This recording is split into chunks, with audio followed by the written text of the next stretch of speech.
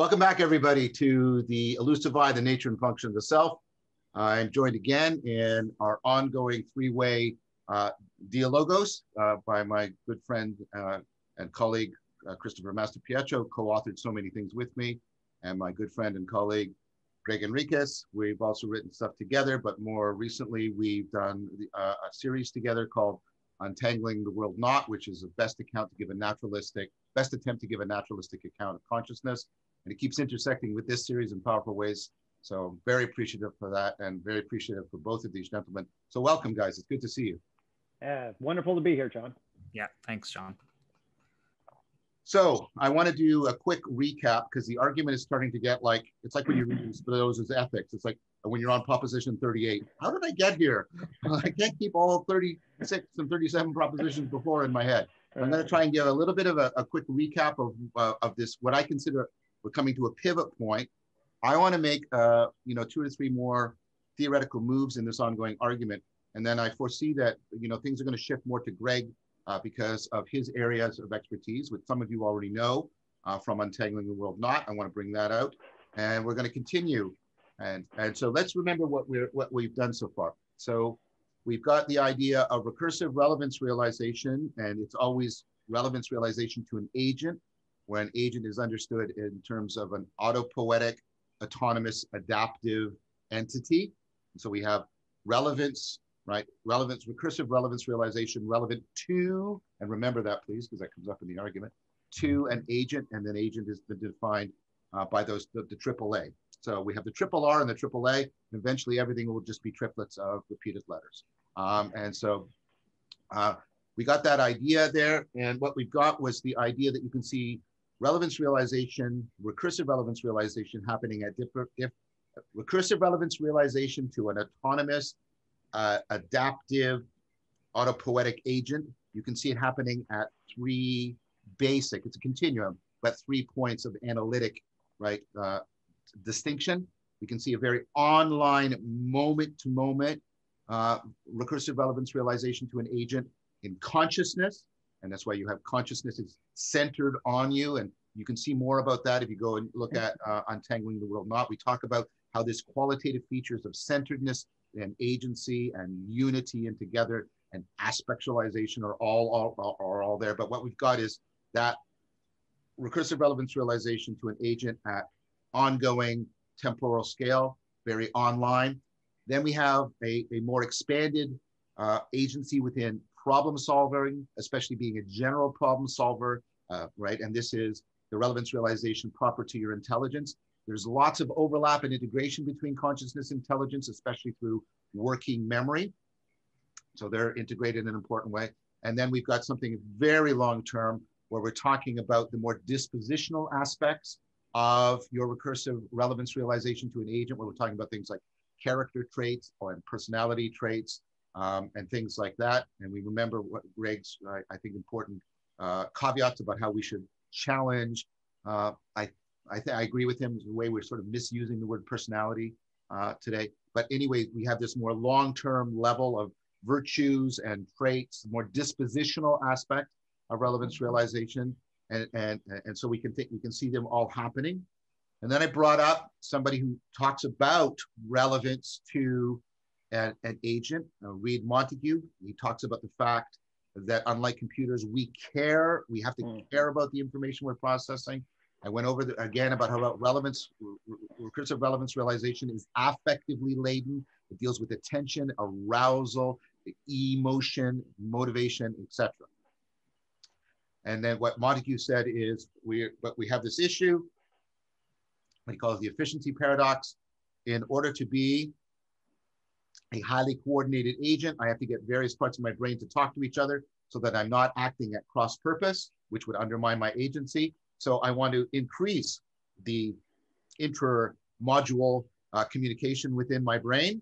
But the problem is efficiency also demands that I reduce costs as much as possible. And all of that more long distance communication is very metabolically expensive. And so the brain is under terrific metabolic constraints to reduce that connectivity as much as possible. For those of you who did Untangling the World Not, that pushes us towards small world network formation, et cetera, et cetera. for the rest of us, we can just keep going. What does that mean? Well, Montague says he proposes a strategy, and the fact that he uses an interpersonal strategy for an analogy, I think it's very fortuitous for us, especially the argument we're going to get to in today. And if you remember, he talks about the relationship between a husband and wife. No privileging of that. Just that's his example. It's the one I know personally, so I just use it from familiarity. There's nothing else going on there. But the idea is the husband and wife, what they do is the husband has a model of the wife has a model of the husband, and they can communicate very short distance within their own internalized model.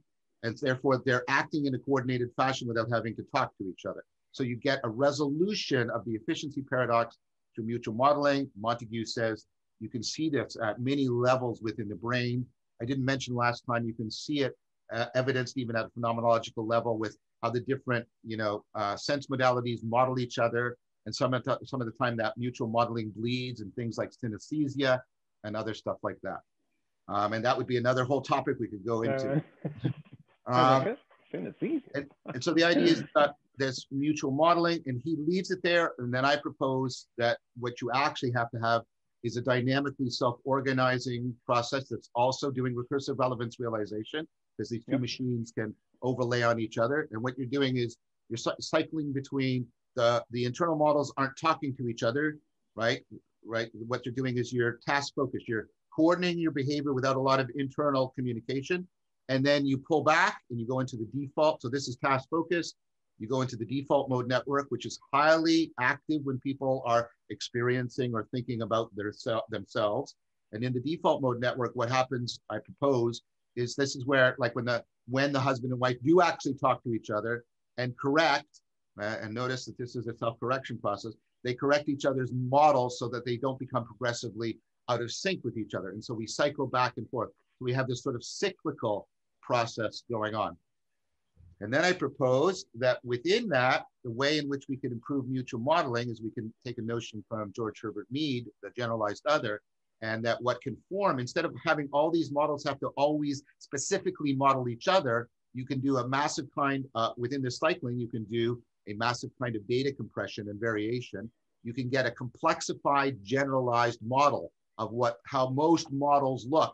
And you have to keep updating that, but you only have to consult that in order to keep all of the separate machines organized with each other.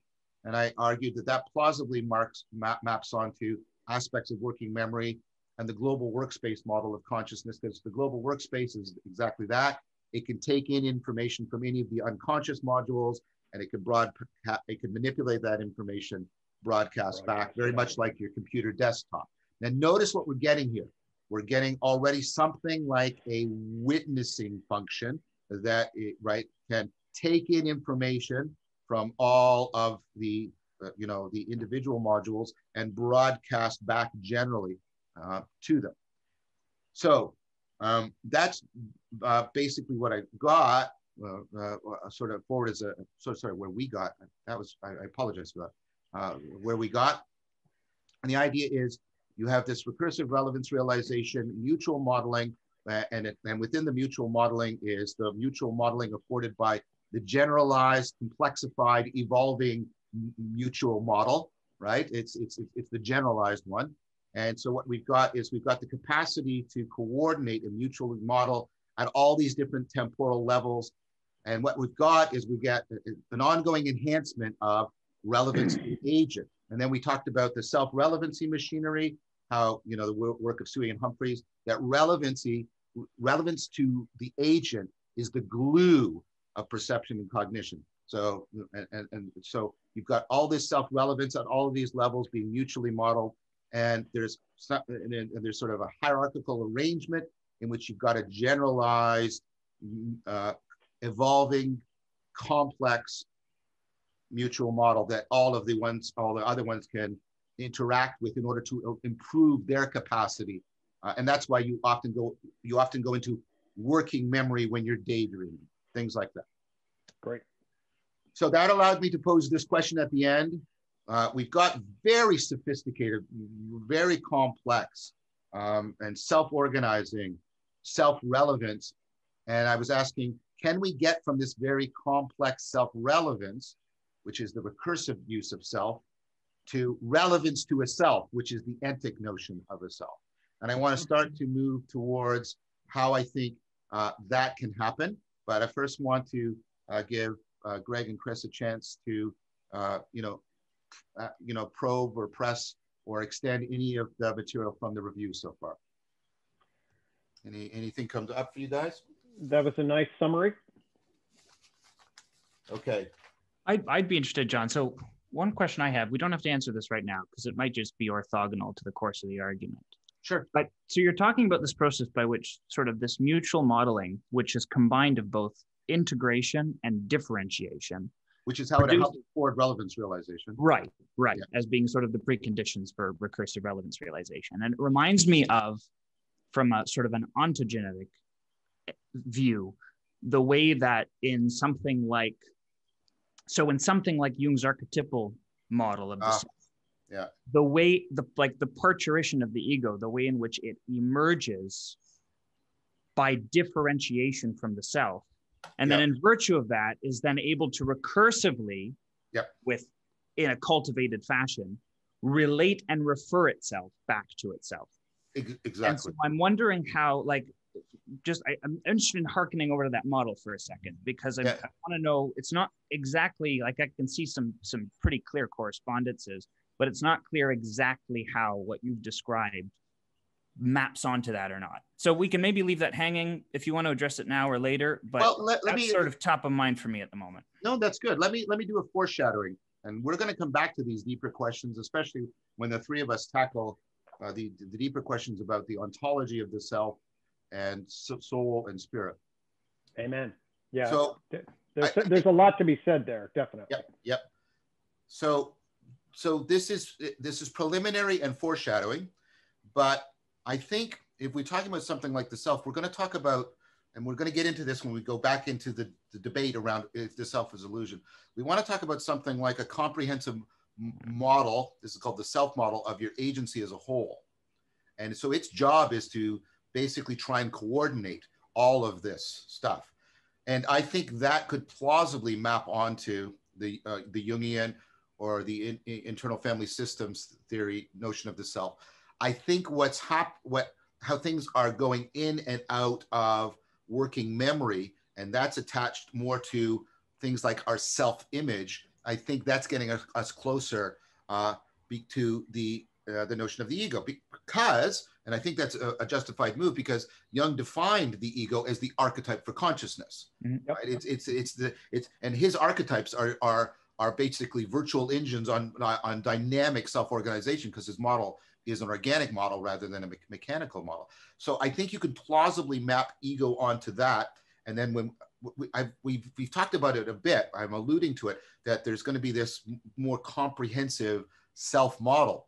Now, the thing about the self model is it's typically not something of which we are self-aware. And that's part of where Metzinger and others get their argument. And I think that also maps on, at least it could map on into Jung's claim about, the self is ultimately something that we can't become fully aware of, that we're always, there's always a degree to which it's transparent to us. Metzinger goes so far as to say that it's completely and permanently transparent to us, and therefore there is no entity behind it. There is no thing behind it. That's part of his no self ego tunnel model. Is that enough to get a sort of preliminary connection going for you, Chris? Yeah, there's just a lot of stuff I can build off of that down the road. Yeah, great. So we wanted can to foreshadow. wanted to flag it ahead just to make sure that I think it's right, and I want to do a lot with you guys to try and map this into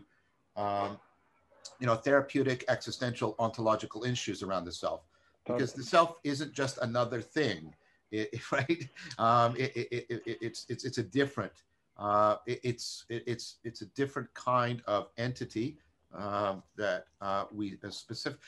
It's that of which we care, and that from which we care in some bizarre fashion, which we're trying to work out.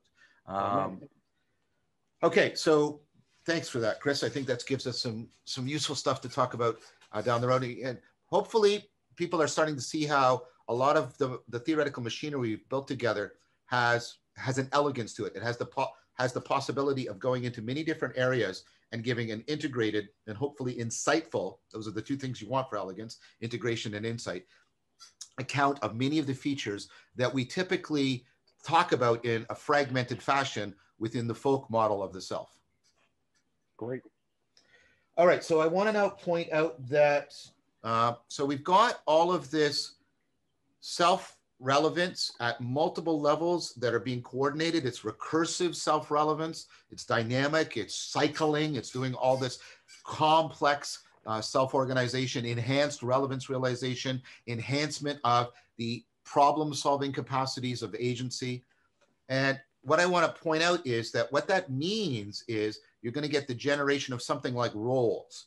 You're going to get functions within us, particular ways in which self-relevance is occurring at a particular scale, particular set of functions and processes.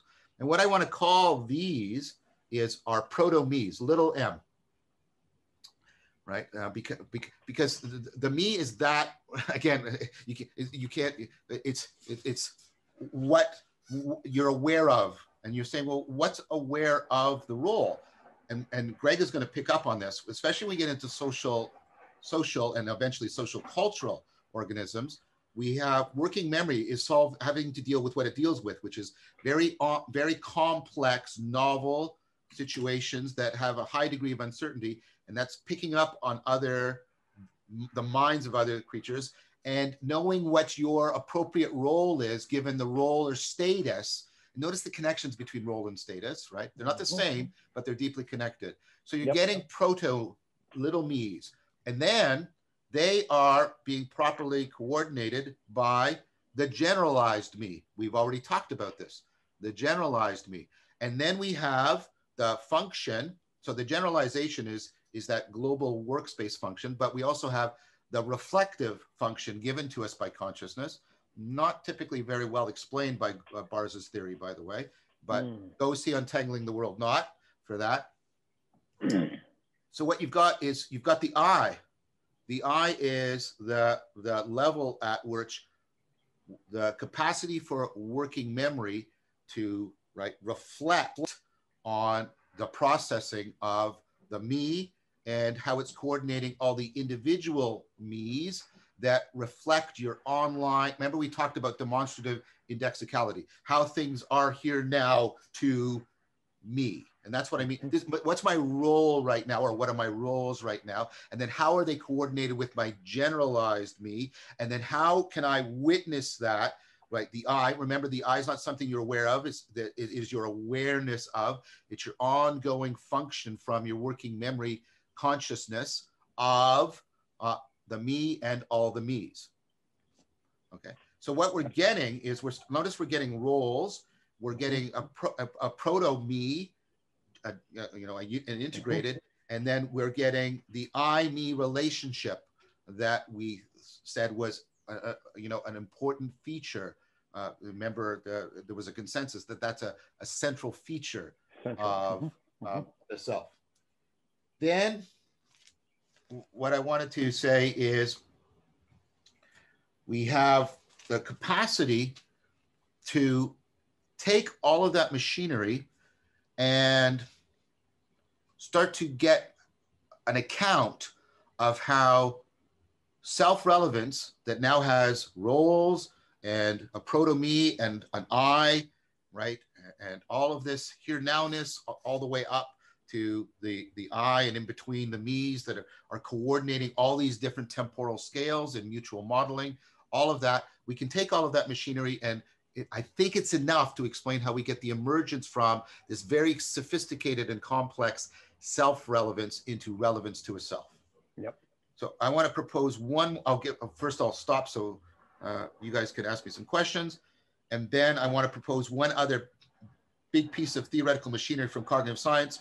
And then I want to turn things over to Gregg. So first of all, any questions about the move we got to so far? I've been trying to go very step by step, very carefully on how we're getting some of the fundamental machinery in place. I think that's tight, John. I mean, I think that summarizes and just adds a consolidating picture that feels like the puzzle pieces are nicely juxtaposed at this juncture for me. Thanks. Thank you. Like we're not done. No, I mean, this is we're building, we problematized, and now the puzzle pieces at a big section are sort of coming together, and that's laying a very, for me, solid ontological foundation of the argument. Good. Just to make sure I understand something, John. Sorry. Go ahead. I need to cut across you there. So to make sure that I understand the distinction you're making here between the sort of the proto-me's that are sort of adapted to particular sets of constraints that maybe are introduced by, as a consequence of a particular encounter in a particular agent arena dynamic. The I, me, so the relation between I and the generalized other that essentially composes the most consistent me that endures across time and across situations. That central relation then governs the emergence and the placement of these proto-me's as they adapt to ongoing right. They're your ongoing situations, for lack of a better word. They are particular online configurations of agency and all of this machinery we've been talking about for solving a problem or sets of problems. And then what you've got is you've got reliable sets of skills and orientations and blah, blah, blah functions for types of problems. These are the little tiny proto-me's, but they have to mutually model and coordinate, right? And so that is being done by the generalized me. And then the generalized me can be observed by the I, which is not a thing, but is that process, that reflective process, right?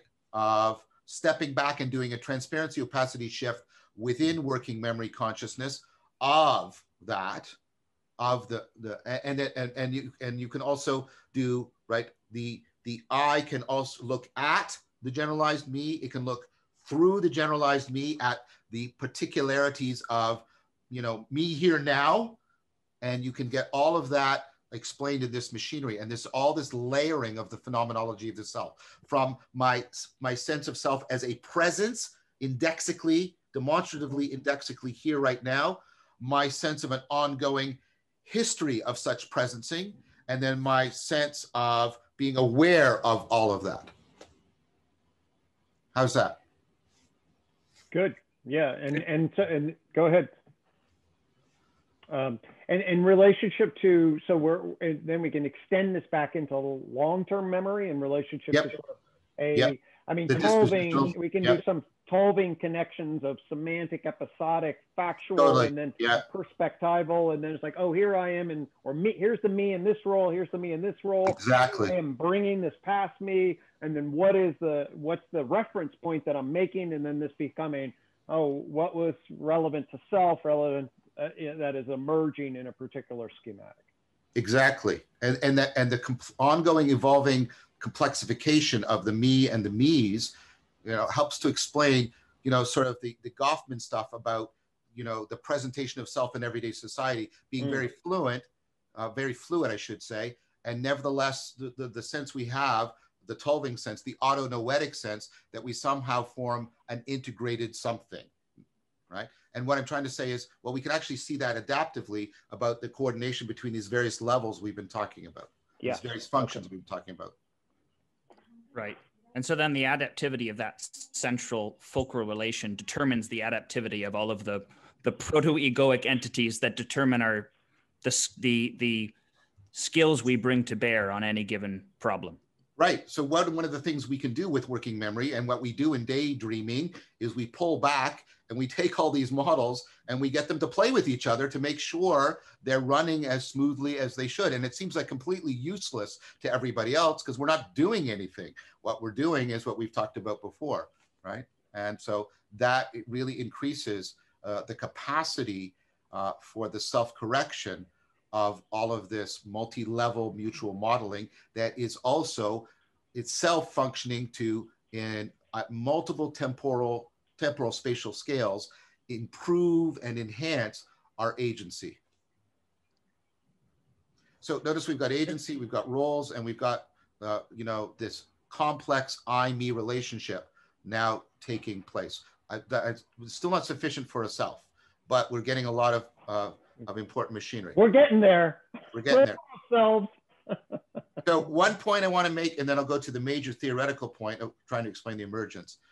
One point I want to make, and I want to go back to the fact that notice, and it just struck us as completely natural, that Montague used an interpersonal, I guess a model, to explain an intrapsychic, even intrapersonal capacity. And that's no coincidence. Remember, we talked about the Vervaeke, how we develop a self, the social construction. Remember, we have not abandoned that principle at all. And here's the idea. We can talk about, the way we have to, and this is Mead's actual work, the way we do mutual modeling between each other. And Mead's example was people playing on a baseball team. You can't keep a very clear model of all of these people until you form a generalized model, a generalized other that you relate to in order for the team to coordinate. So there's external mutual modeling and there's internal mutual modeling. And we know from Vervaeke that they are cycling, and they're cycling, I propose, in a way that coordinates with the cycling between being focused outward and focused inward. So there's deep connections between external mutual modeling and internal mutual modeling. And that goes towards that it's convergent with Siegel's idea about, he talks about how human connections build neuronal connections that build human connections that build neuronal connections. And we get this mind-sight resonance between each other. We get this complex developmental mirroring and internalization capacity. And I want to bring that in because what we have to do is take everything we've talked about so far and then say, the brain doesn't make really hard line distinctions between external and internal mutual modeling. This explains why you can do things with fiction and avatars so profoundly. You can watch people on a TV screen trying to model each other, and you identify with that. You identify with one of the characters, and you treat that. Think about how amazing that is. If we could give a computer to do that, that person would get fame, immeasurable. But we just take it as, oh yeah, of course I can do that. Of course I can do. I can read this story. I watched Troy again not that long ago, the Brad Pitt movie. Not terribly good movie, but one of the themes I like about it is how we're still telling this story 3,000 years later, and how we somehow, how is it that we find a capacity to identify with these Bronze Age people from Mycenaean civilization and take up roles? It's because, the brain uses its capacity to generate, to recognize in the external world, and it uses its capacity to recognize in the external world to help it generate in the internal world, and it's constantly doing that.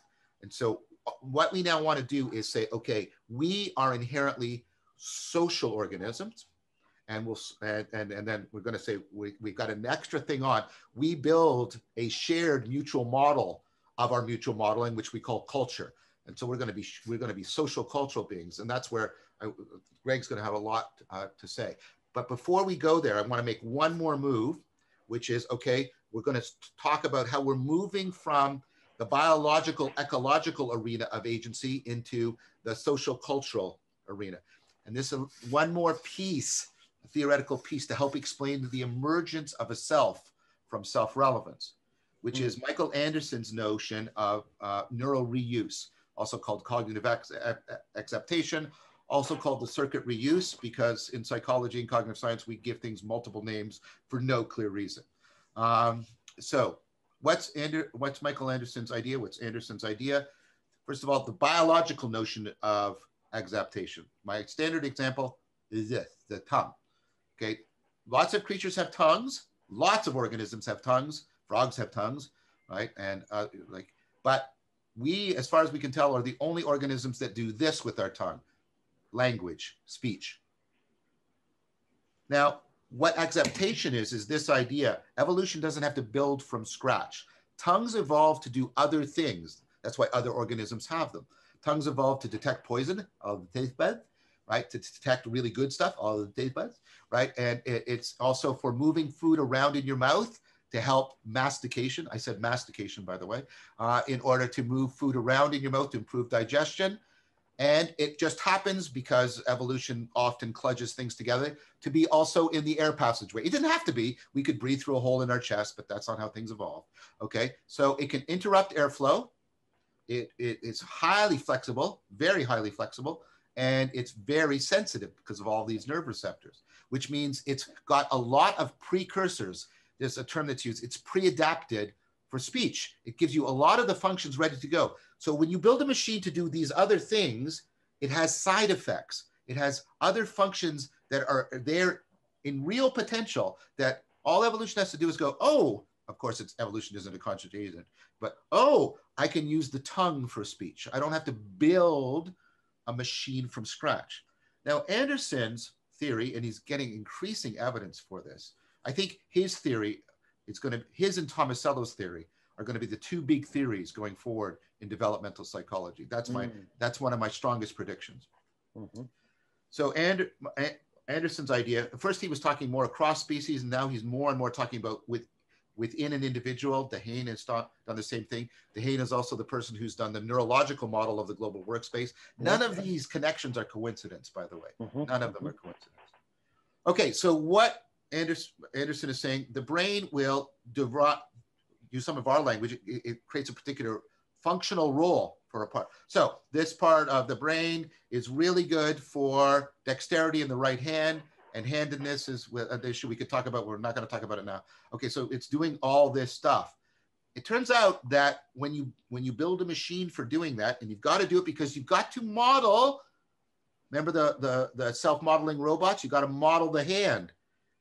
It turns out that machine is also really already well designed for syntactic articulation of speech. This is typically also why we tend to gesture, especially with our right hand, for those of us who are right-handed when we're speaking, because this area is also in the left hemisphere, which is associated with syntax. So there's multiple examples of exaptation, right? And so here's the idea that when you have machinery that evolved to do all this complex multi-level mutual modeling, right? Yep. For a biological agent, it is already well designed to be exapted in a certain way into the social cultural arena. Amen. And that exaptation process can help to explain how this very complex, evolving, recursive, role realizing, self-relevance to an agent can ultimately become a self. Beautiful. Any questions about that proposal, gentlemen?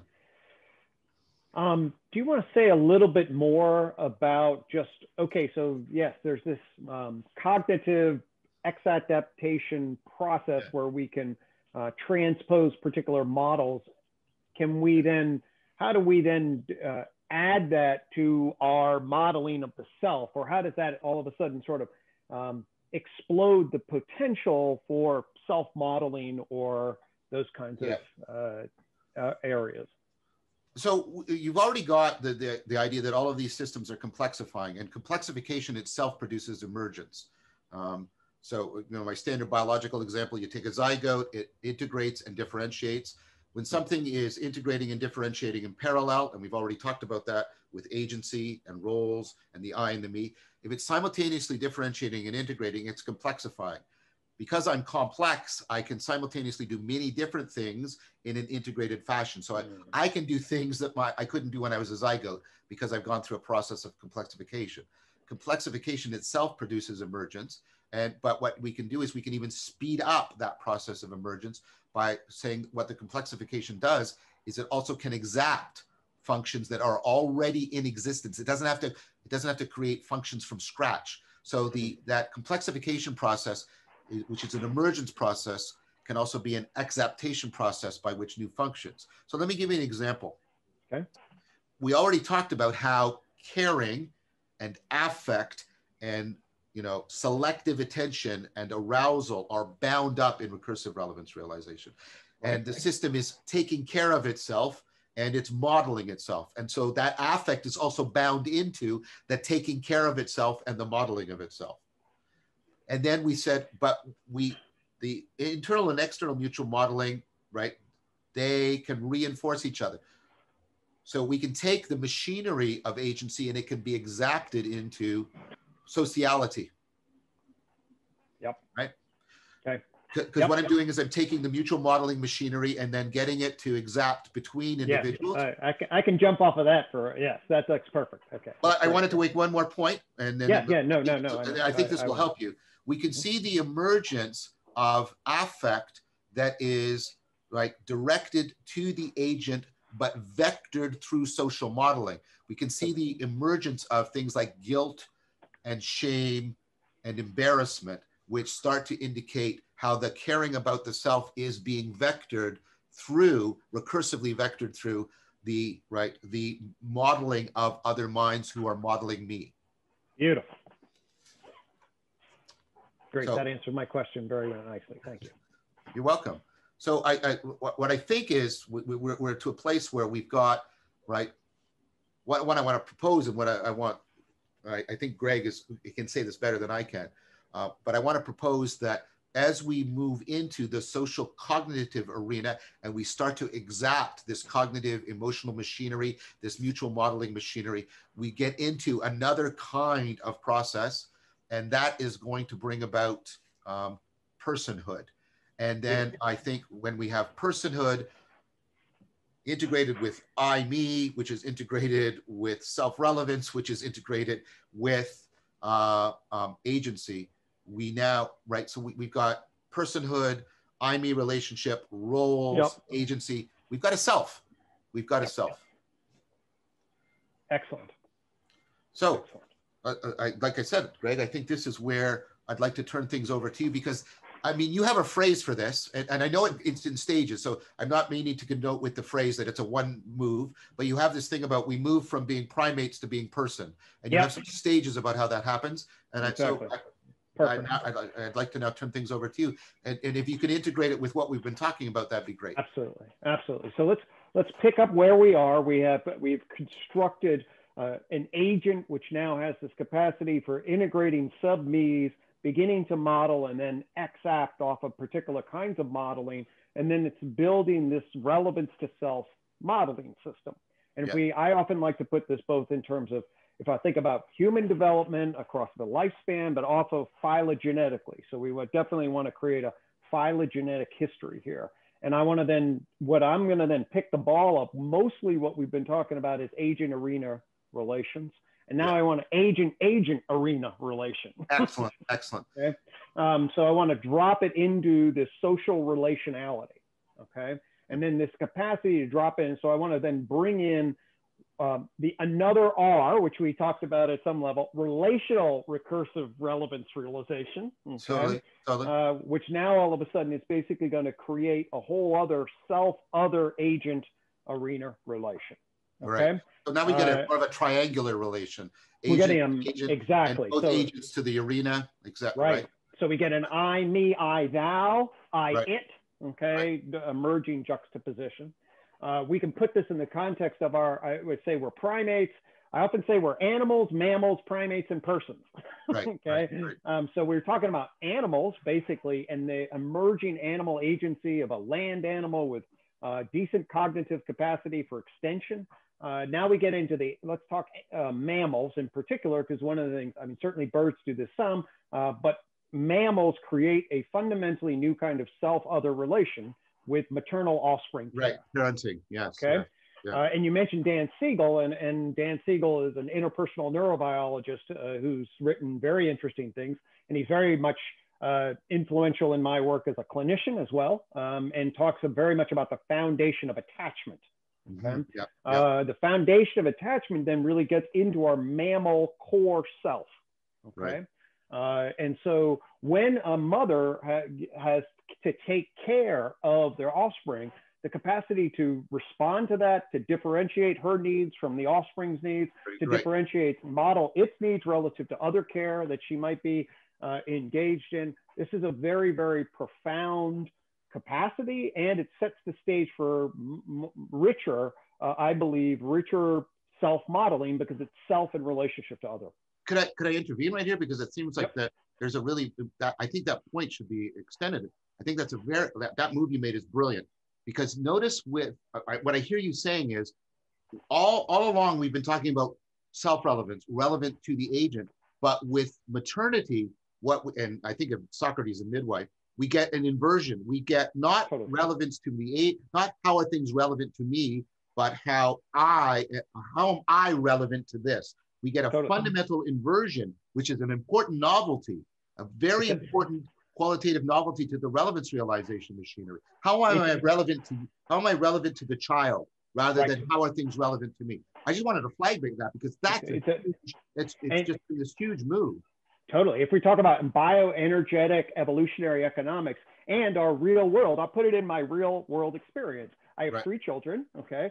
And I tell the story. I mean, my wife is very archetypally maternal, and she just, and so when she gave birth to our first daughter, Sydney, I'll tell the story. As soon as Sydney laid on her breast, I was number 2 in her life.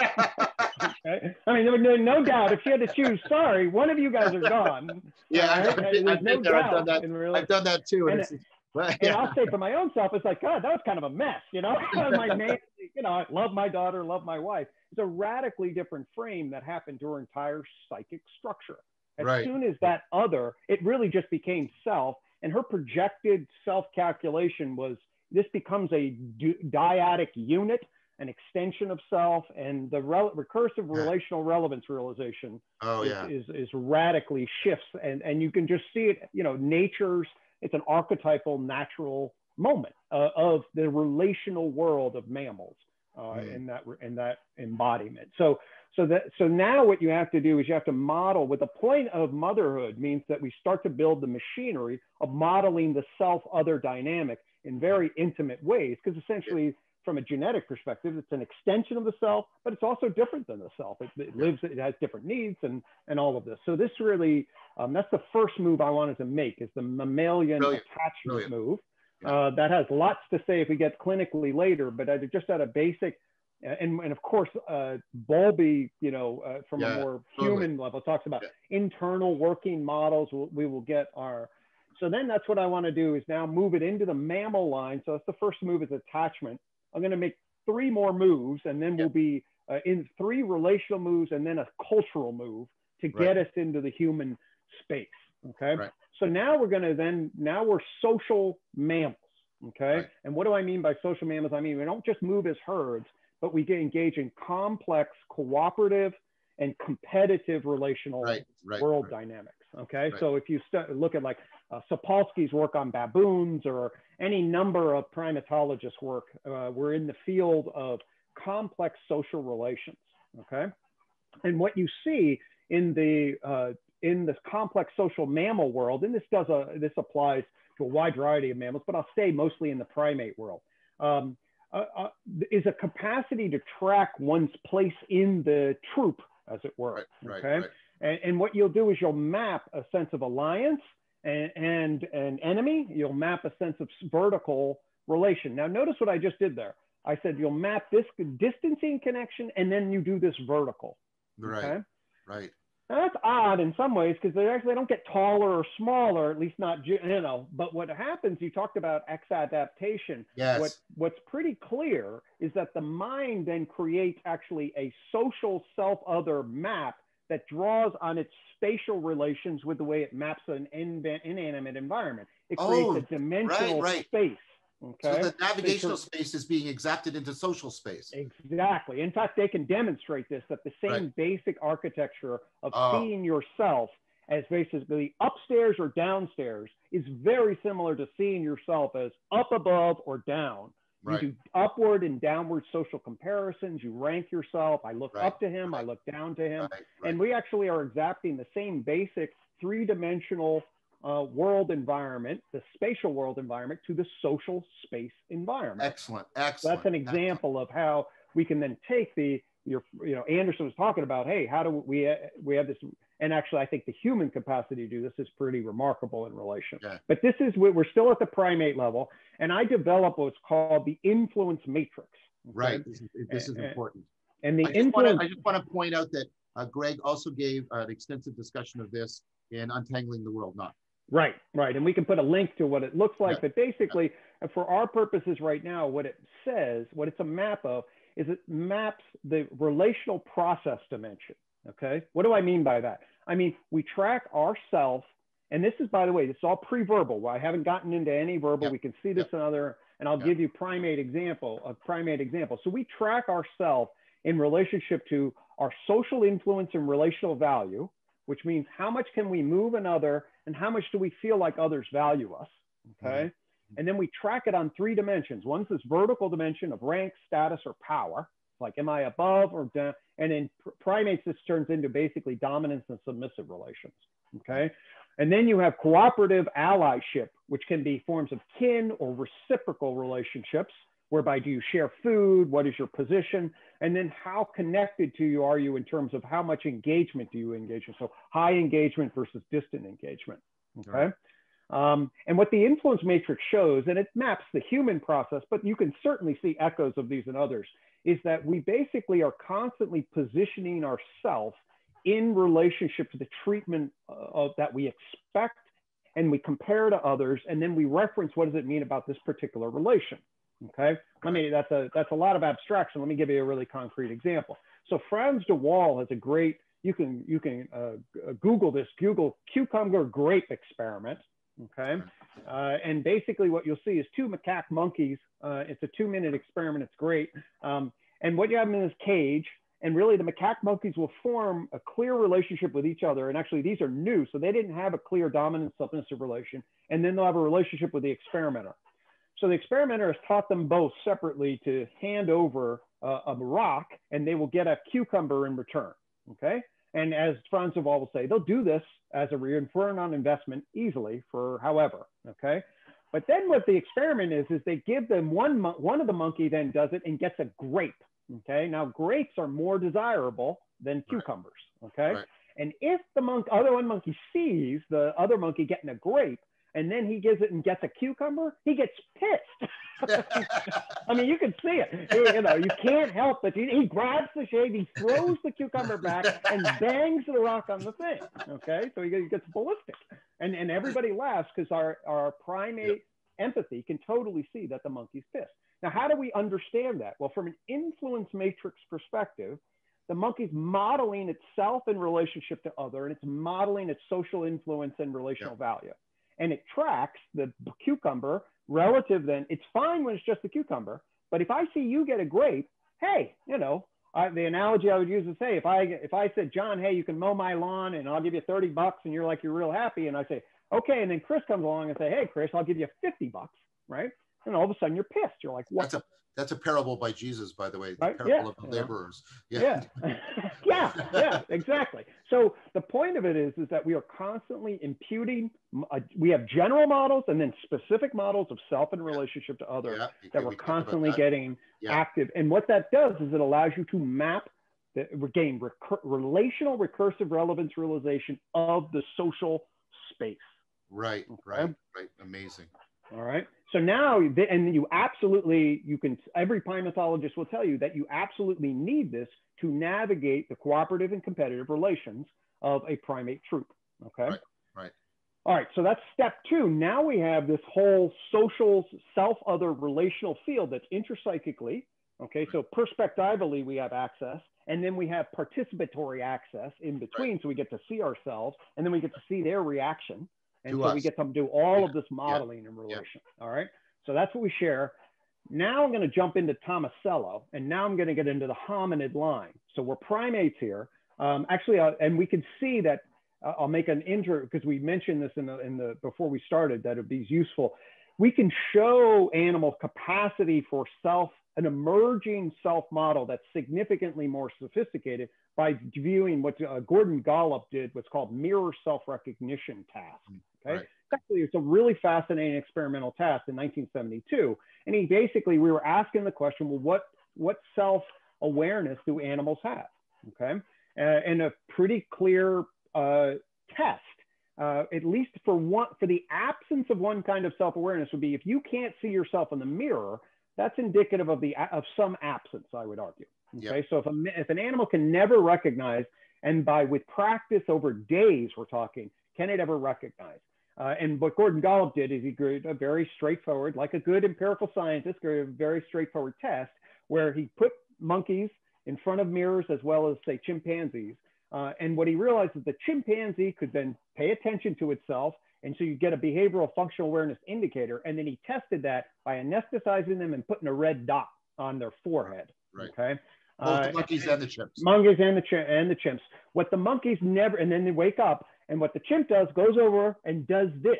He doesn't point at all to the mirror or doesn't ignore it at all. The monkeys ignore it or possibly look at it, but never look at it. The chimp comes over here. So in other words, the chimp has tracked that this reflection is some level. That's the self-modeling that's relevant to me. And I actually have some degree of self-awareness that is me. Right. I can carry that model. And they've shown this on higher social mammals like elephants, dolphins. Some people argue that you could train other creatures. Even Skinner, I think, argued a pigeon could do it. But anyway, that's a technical and debatable argument. But in relationship to what most sort of cognitive ethologists would agree is that social, high-level social animals demonstrate this. Okay, so now we're getting into this really proto self-awareness, capacity. But so we're going clearly, from a procedural metacognition to something that is perspectival and beautiful. Right. So now the system can use the mirror and say, wait a minute, what's that perspective? What's my perspective? Let me shift perspective. Let me see the dot. Okay. So now we can see that, say, in a chimpanzee. Now let's go to 500,000 years ago in our hominid primate line. Okay. Because what Michael Tomasello is a primate researcher, and what he shows is there's a foundation of super advanced social cognition that's pre-linguistic that we humans demonstrate. Yes, okay? Very much. So what does he look at? I want to just say for Chris, I think we fundamentally tap into it when we're getting into dialogos. We're getting into that communing that makes communication possible. Absolutely. And if we think about a hunter-gatherer, this is really, what are we looking at? The cooperation structures of early hominids are just radically different. So a million years ago, we're making stone tool axes and we're living in groups and we're engaged in serious hunting exercises. By about 500,000 years ago, we're clearly starting to control fire. So you can think about behaviorally the amount of coordination that goes. And you go look into a troop of bonobos or chimps or elephants or any other animal, and the level of cooperation that would be required to run a hunt, to manage a fire, to take care of is radically different.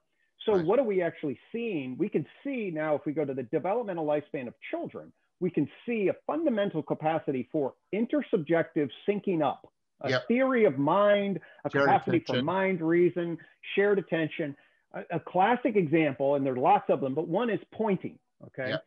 Very early on, a child will see when you point, the child looks to where you're pointing.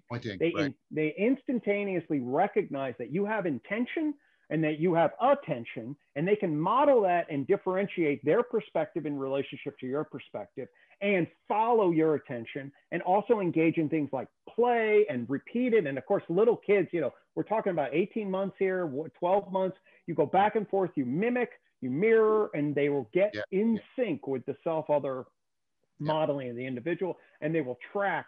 And there's lots of unique experiments that he's run to show that they will have some intuitive sense of the perspective of the other and their intention. Okay. Part of his argument is this actually affords language learning. Well, this is right. Exactly. And this would be my argument too. And the other thing is, so a 2-year-old here, a 1.5 to 2-year-old on several of these tasks will beat a fully grown chimpanzee, quickly. So that's pretty, and obviously we got a lot more growth to go after 2. So by the time if we're able to do this. So, and then what I would argue is essentially this happens. So now if we have a shared intersubjective coordinating space, now we have a particular kind of field that affords mutual modeling.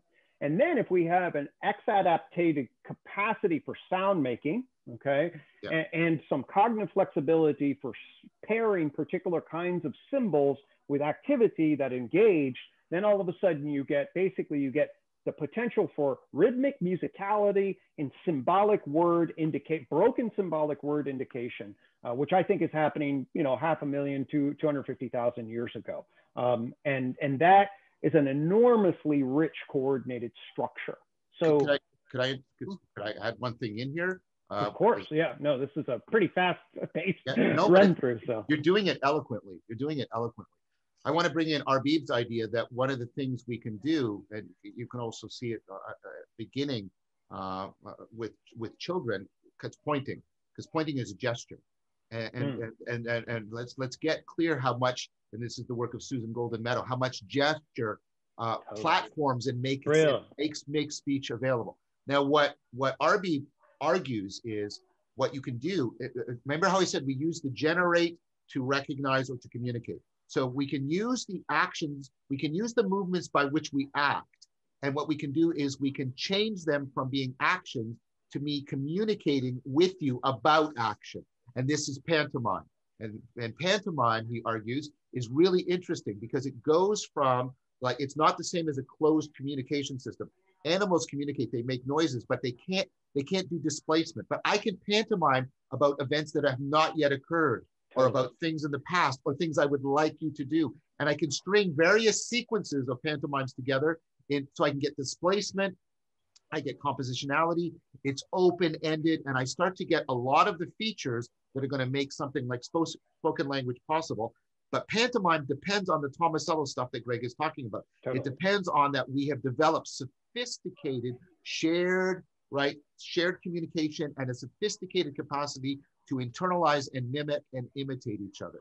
And so, and the interesting thing about it is, I'm doing it right now. And this is the work of Susan Golden Meadow, we're always gesturing because gesture helped to bridge between action and language, because gesture is just gesture is weird because we are simultaneously pantomiming to ourselves as if we were pantomiming to others, but we also end up communicating to others with our gesture. It's this massive convergence of everything we've been talking about. And Gregg's point also about how we exact the spatial stuff into much more abstract stuff. I just wanted to throw that in there as another way of helping to get this bridging that Gregg is so beautifully building for us right now.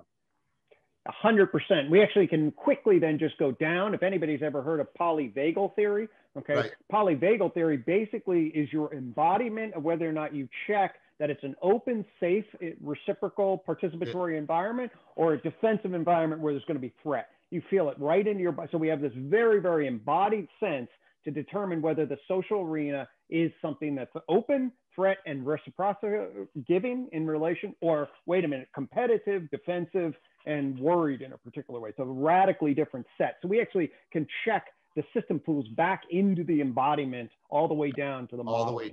All the way down to the modeling. All the way. So now we have this intersubjective space where we're like, hey, there, antelope, spear, or axe, you do all these kinds of, processes. And I also believe that musicality would be huge here, like rhythmic, boom, boom, boom, getting us in sync in relationship to it.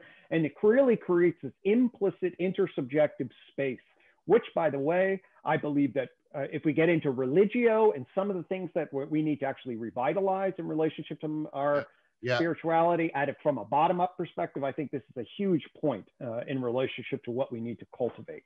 So now what I want to basically say then gets into the first basic insight I had that launched me into the unified theory, which was that something fundamentally happens when we transition from broken symbols to symbolic syntactical propositional statements. Yeah, exactly. Okay? So what is that? Basically what it is it's the idea of there, antelope. Yes, that actually transports us across time. It does a number of different features. But what there are the antelope does, the propositional statement, and in fact, linguistic analysis, what's the fundamental unit of meaning making is a proposition. Why is it a unit of meaning making? It's because it actually makes a truth claim. Right. It's a truth claim that can then be challenged. Okay. So explicitly. So what it does is it opens up a factual, and then it also opens up negative counterfactual space around it in a particular way. Excellent. Okay. So now you have what then I argue is what the proposition did next was a cognitive adaptation on the negative space, which then became the question. Right. Why? Wow. Brilliant. Brilliant. What? Yeah. Who said? Why don't we hunt the gazelles over there? Okay. Right. So now once you activate a factual, now you can activate counterfactual, and then you have basic one-word things that open up vacancies around the why, what, when, where, And all of that then creates a Brilliant. combinatorial explosion, Right. that now has to be modeled, all right? And then I say that that question-answer dialogue system created the problem of justification.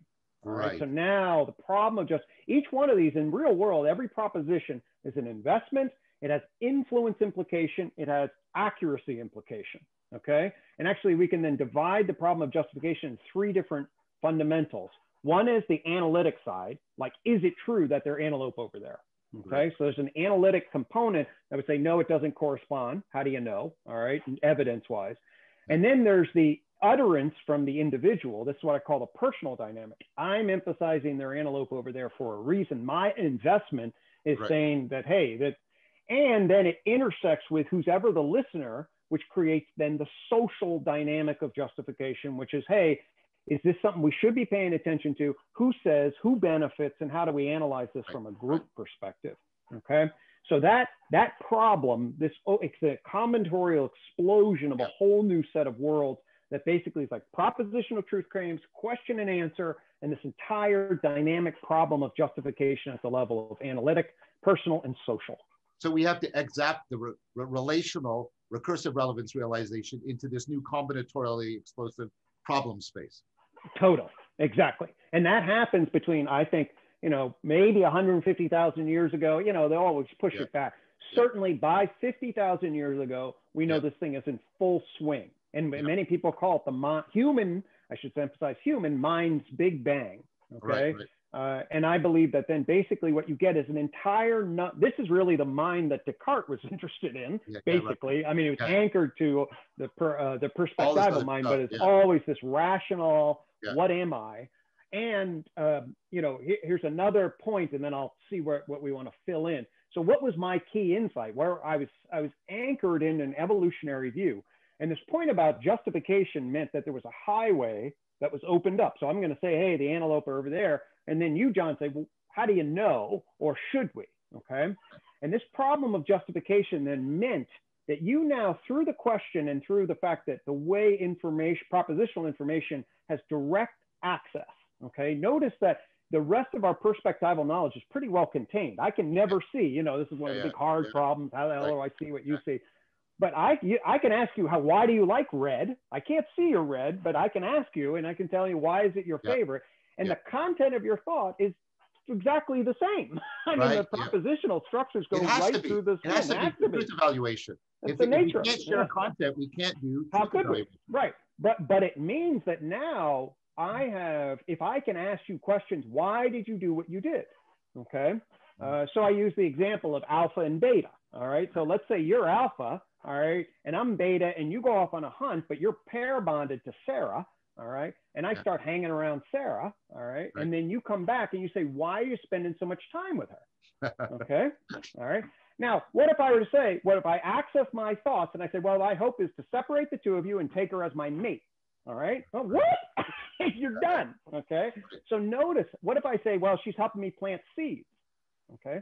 Notice both of those are potential explanations for what it is that I'm doing, but have radically different social consequences. Right.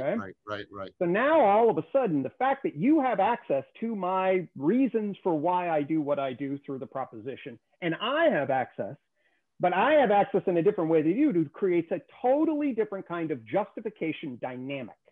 Right. Okay? And your modeling of yourself has now moved to another level of recursion and sophistication. A qualitatively shift. Yeah. Yes, exactly. Now I've got the public. What did you say, Chris? I said it's qualitative. It becomes dialectical. Yes. It's dialectical, dialogical. I have the public self out here. I've got my private narrator, and then the private narrator has to check in with why. Okay. And now you get into the whole issue, and this is where I'll bring it to sort of a close. But what is the human ego? Okay.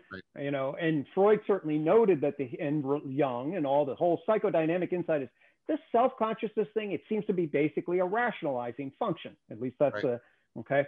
Now that's the observation, but Freud never actually really explains why does the rationalizing interpreter function evolve. Okay. It just basically says, oh, that's sort of the design of it. Well, why is it the design of it? Well, the problem of justification that emerges with propositional language gives you a crystal clear evolutionary reason why an evolved egoic interpreter function would appear on the scene, and it would have the design features that it does to manage public and navigate private in a very complicated and, shall we say, psychodynamic and interpersonal fashion. That's beautiful. That's an impressive summary, Greg. Just amazing. And so what I'm hearing from you is we get, you know, we've got this agency, and then we've got all that machinery that, you know, I was discussing, and then it's getting taken up into the socio and then sociocultural, the social cognitive, and then socio-cultural. We're getting all the shared we space that Tomasello talks about. Right. Can I actually, I'll put in a point there about when, thank you for making the cultural, because the other piece is that I didn't emphasize, but it's very important, is that what then happens is to coordinate us are the emergence of systems of justification. Exactly. Systems okay, great. that then are the networks of what is our shared understanding of our roles, of our place, our worldview, our ideologies, our agency, the universe, everything. What we are. Now, all of a sudden, the whole narrative that coordinates us as what were primates now to become peoples, as it were, now becomes networked into these systems. And that's what I call culture with a capital C, are these networks of systems of justification. So is it fair to say that what we see is agency being exacted into socio-cultural justified agency, which is, I think, that what manages our roles and manages the various identities we assume within status and other cultural divisions that you've talked about? That to me sounds like what we mean by a person. That's what a person is. A person is such a social cognitive, justified kind of entity. That's why so that it has a moral status. It has a normative status for us. It's not just a functional or phenomenological. It's a socially, culturally justified, normatively sanctioned kind of agency. That's what I'm hearing you say. That's brilliant. Yep. I'd often call it the culture person plane of existence. Right. And so now what we have is we have agency, we have all of the mutual modeling, and how everything is affording and platforming everything. We've got roles, we've got I, me, and then the I, me's go from being proto to being fully fledged, being culturally discussed, culturally modeled. We have, and we've got all the way up to personhood. It seems to me now what we have is we have a lot of the dimensionality, both vertically and horizontally, horizontally meaning developmentally through time. We have a lot of the machinery for a self, especially because this, and we've mentioned, this kind of agent is not only how things are relevant to it, but how it is relevant to others in a justifiable way within a social cultural system that it belongs to and within which it has its agency. That to me sounds like we've gone from relevance, we've gone from self-relevance to relevance to a self. And that's what we're now talking about here, because when I'm justifying myself, that is a totally different thing, because it is dependent on how much I matter to you and how much I can make myself relevant to you. But nevertheless, it is being introjected back into me on terms of how I understand myself. And that's where we get, as I said, we get the acceptation of the emotions into these socio-cultural normative emotions of guilt and shame, pride, honor, esteem, etc., etc. Absolutely. Those self-conscious emotions, which act as self-reference to particular kinds of, to others, to particular kinds of ideals. Absolutely. So what I think we've done is we've given a very plausible account for the emergence of relevance to a self from self-relevance. And we have woven that, thanks to you, Greg, very nicely with the whole stuff we were talking about earlier about the social construction of the self. And now these two things have just converged together. So I want to introduce what I want to talk about next time, but then we'll open it up for reflections on what's happened, because this has been a really pivotal, and I like the way it was. Something I'll do a little foreshadowing just to leave it, go ahead. And then certainly go. So what also this means is that we get this interpreter function now stuck on top of, because this is an evolutionary, and then it explodes. I will say many times I connect with people clinically who have parts of themselves that seem to be recursively realizing some aspects of this environment. And then they'll have narrators that are like, they'll be in conflict with whatever other parts are. So we'll come back to this, and the argument is actually there's models of self that extend in time at the level of personhood. There's models of embodiment that seem to be seeing other things as recursively relevant. And then the conflict of the self when it's like, damn it, why can't we all get along in here? As well, that's what I do a lot in the world of psychotherapy is tracking those kinds of breakdowns, as it were, or disintegrated conflicts. And this takes us back to the Platonic tradition of the psyche and intrapsychic conflict in the Republic. And I'm going to foreshadow that I'm going to propose that part of what we mean by soul is that capacity to take, these different levels of self-modeling and get them appropriately coordinated so we get optimal flourishing of the individual. And that will get us into soul and spirit and self, the three S's, and how do they belong together, and how do they belong within a naturalistic worldview, given this machinery that we've been talking about. But what I also wanted to do before we get to there, that's great for good foreshadowing. Thank you, Greg. I want to go, now that we've really fleshed out how we see this emerging, and we've got this dynamical, developmental, massively recursive, autopoetic, self-organizing, socially constructed, socially platformed, socially exacted, socially culturally exacted entity, the self, we can come back to the question, does the self actually exist if it's so socially constructed? And this is where the debate, I want to return now to the debate in depth, that's at sort of the cutting edge now of cognitive science and cognitive neuroscience about the self is, well, does the self really exist? Or is it ultimately a very sophisticated social fiction by which we maintain our social cultural agency? And so that's where I want to turn to in our next beautiful session. I think we're set up for that. But we have down the road the discussion of the triangulation of the S's, soul, spirit, and self. Amen. Chris, Greg and I have talked a lot this time, and I wanted to give, I think that's okay with you, Greg. I want to give Chris sort of the final word for us today. Anything he wants to say, any reflections he wants to bring to bear? Thanks. Yeah, that's okay. I kind of knew that would be what today was, and I was absolutely fine with that.